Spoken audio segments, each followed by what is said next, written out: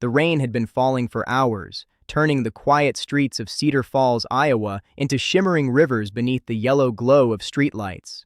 I was only minutes away from locking my small neighborhood hardware store forever when someone knocked on the glass door. Standing outside was a young woman, completely soaked from head to toe, hugging herself against the cold wind. Her face looked exhausted, but her eyes carried something far heavier than fear. When I unlocked the door, she didn't ask for money. She didn't ask for shelter. She quietly asked if she could use the bathroom.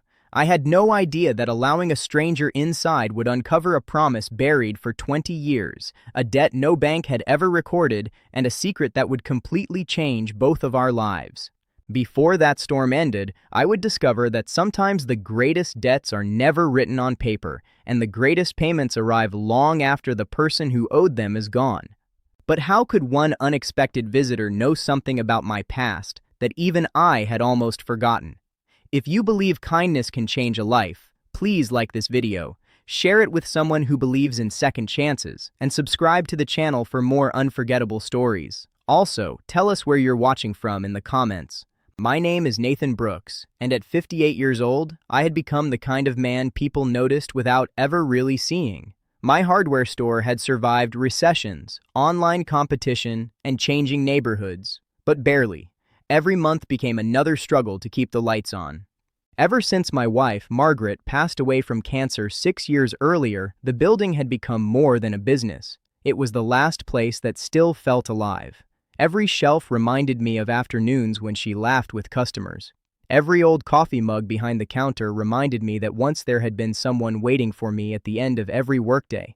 My son had moved across the country, busy building his own family, and although we talked often, loneliness has a way of filling every quiet corner of a room. That rainy evening felt like every other difficult night until destiny knocked on the glass door.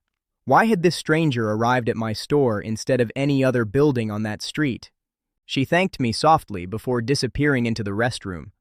While she was gone, I noticed muddy footprints leading across the floor and a worn leather envelope clutched tightly beneath her arm. She couldn't have been older than 26. Her dark brown hair was soaked against her shoulders, and her blue sweater looked as if it had absorbed every drop of the storm outside. When she finally returned, she stood silently near the counter, holding the envelope with both trembling hands. She looked around the store as though she recognized something hidden inside its walls. Then tears filled her eyes before she whispered the words that froze my heart. Her father had died 3 weeks earlier, and she had come to pay his debt. But I couldn't remember anyone owing me anything. So whose debt had survived all those years? She carefully opened the envelope and placed an old photograph on the counter. My hands began shaking before I even touched it. The picture showed 2 young men standing beside an old pickup truck sometime in the early 2000s. One of them was me, nearly 30 years younger. The other was my best friend from childhood, Samuel Carter. We had grown up together, built fences together, dreamed together, and nearly started a construction company before life pulled us in different directions. After one terrible misunderstanding involving borrowed money and broken pride, we stopped speaking. Neither of us ever reached out again. Over time, I convinced myself he had simply forgotten me. Looking at that faded photograph, I realized I had spent 20 years carrying anger without ever knowing the full story. But why would Samuel's daughter appear now? The young woman introduced herself as Grace Carter. Her voice trembled as she explained that her father had spoken about me during his final weeks. Cancer had stolen nearly everything from him except one memory he refused to let go. He kept repeating that he had never repaid the man who had once saved his future. Grace explained that decades earlier, after Samuel lost his job and faced foreclosure, I had secretly given him nearly all the money Margaret and I had saved for our first home. I had begged him never to tell anyone because I wanted to protect his pride. I barely remembered that decision because life had moved forward so quickly afterward. What I never knew was that Samuel had intended to repay every dollar, but shortly after receiving the money, he had been forced to move away unexpectedly when his wife accepted medical treatment in another state. Then embarrassment turned into silence, and silence became decades. Had we both wasted half our lives believing the other had stopped caring?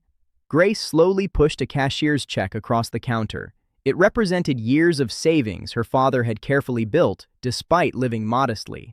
Alongside it rested a handwritten letter folded neatly inside the envelope. She explained that Samuel had instructed her to deliver both only after his funeral. As I unfolded the letter, every sentence seemed heavier than the last. Samuel admitted that the money itself had never been the greatest debt. The true debt was abandoning a friendship built over a lifetime because of shame. He apologized for allowing pride to steal birthdays, holidays, and countless opportunities to reconnect. He wrote that if I accepted the money, he hoped I would also accept his apology. If I refused the money, he hoped I would at least forgive him. My vision blurred with tears. How many precious years had been stolen simply because two stubborn men believed the other no longer cared? I looked at Grace more closely and suddenly noticed something familiar about her smile.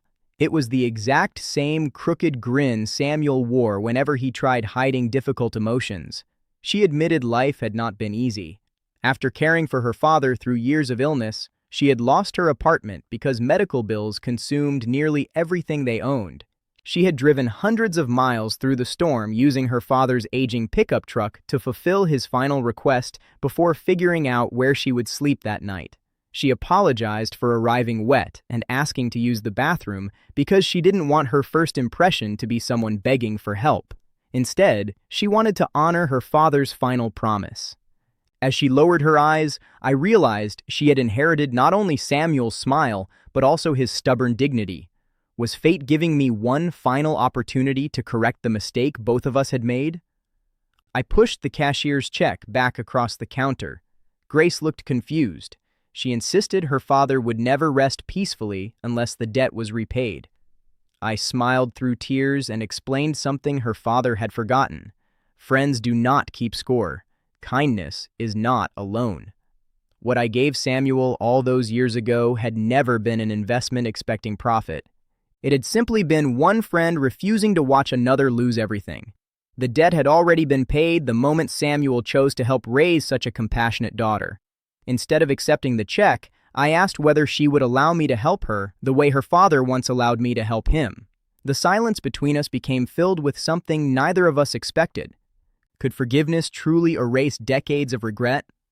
Over the following weeks, Grace helped organize the hardware store, introduced online ordering, redesigned displays, and brought fresh energy into a business I had nearly abandoned. Customers returned because they sensed hope replacing sadness inside the old building. The store slowly began making profits again for the first time in years. More importantly, the building no longer felt empty. Laughter returned to the aisles where silence had once echoed. Every evening we shared stories about Samuel, discovering memories that made both of us laugh until tears filled our eyes. Somehow, through his daughter, my oldest friend had found his way back home after all. If this story has touched your heart so far, please take a moment to like the video and subscribe. Your support helps us share more stories that remind people there is still kindness in this world. Months later, Grace surprised me by restoring the faded photograph that had started everything. She framed it and hung it beside the front counter where every customer could see two young friends smiling beside an old pickup truck, completely unaware of the journey life still had waiting for them. Beneath the picture, she placed a small wooden plaque that simply read, "Kindness never expires." Every customer asked about it, and every time I told the story, someone left our store believing people were capable of more goodness than the evening news ever showed. Isn't that exactly the kind of reminder our world desperately needs? Before closing one evening, Grace handed me another envelope. Inside was the original letter from Samuel, along with one final sentence she had discovered written on the back after unfolding it completely. It read, "If Nathan forgives me, tell him he was always my brother." I sat quietly for several minutes, holding the paper against my chest while rain gently tapped the windows once again. For the first time in decades, the ache of unfinished friendship finally disappeared. Samuel's debt had never been about money. It had been about love left unspoken and forgiveness waiting patiently for the right moment. Comment, "Kindness wins," if you believe one small act can change someone's future. That stormy evening began with a stranger asking to use the bathroom and ended by reminding me that the smallest act of compassion can echo across generations. One simple decision to open a locked door reunited two families, healed 20 years of regret, saved a struggling business, and fulfilled the final wish of a man who never stopped believing in redemption. Sometimes life doesn't send miracles wrapped in bright sunshine. Sometimes they arrive soaking wet, carrying old photographs and unfinished promises. And sometimes the greatest gift we can give another person isn't money, success, or comfort. It's the courage to forgive, the willingness to help without expecting anything in return, and the faith to believe that kindness always finds its way home.